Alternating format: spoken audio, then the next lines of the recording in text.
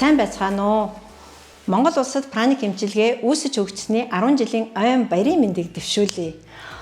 Тэртээ 2015 онд Америкт ажиллаж амьдардаг мөнх цэцэг Балдан Доржнаар маань Америкийн праник эмчилгээний төвийн мастер багш нар болох Глен Мендоза, Марилаг Мендоза нарыг урьж авчран анхны праник эмчилгээний сургалтыг явуулж байсан.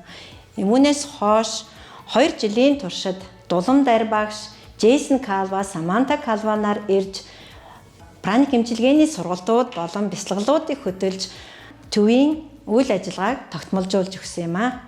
Түүнээс хойш 10 жилийн туршид бид нар 600-аад хүнийг праник эмчилгээд сургаж бэлдсэн. Мөн үүгээрээ дамжуулаад 10,000-аад хүнд хүрч үйлчилсэн байна. Манай төвийн эрхэм зорилго бол айл өрх бүрд нэг праник эмчлэгчийг бэлдэх.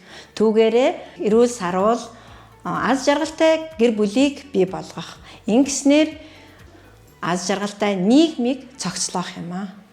Манай Монгол дахь прана төв маань 3 чиглэлээр үйл ажиллагаа явуулдаг байгаа. Нэгт нь бол праник эмчилгээ буюу энерги ашиглан эмчилгээ хийх сургалтаа зааж өгдөг.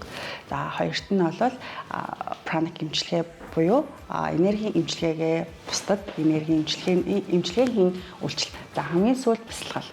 За бясалгалыг хийж үзээгүй сонирхож байгаа анхдагч хүмүүстэй зориулаад олон нийтэд нээлттэй 7 хоног бүрийн 2 өдөр осорхны бясалгалаа зааж өгөөд хамтдаа хийдэг байгаа. Ингэснээрээ та хэрвээ өөрийнхөө оюун санааны хөгжилд цаг заваа гаргаад суралцмаар байвал ирж агаарай. Бүгдэнд нь нээлттэй шүү.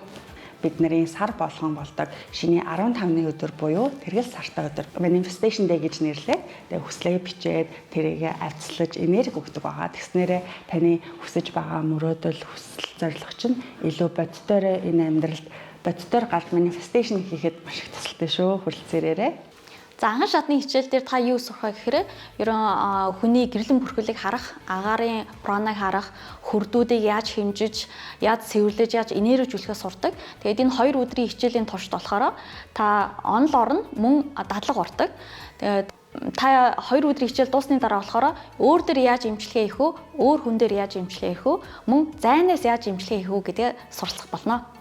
Агсан шатын хичээл дээр болохоор юу нэмж сурах вэ гэхээр та өнгийг нэмж сурдаг. Тэгэхээр та анхан шатын хичээл дээр өнгөөр эмчилгээ хийсэн бол агсан шат дээр өнгөнүүдийг аль хүрдээс гаргах уу? Энэ өнгөнүүдээр ашиглаж ямар эмчилгээ хийх үү гэдгээ сурдаг.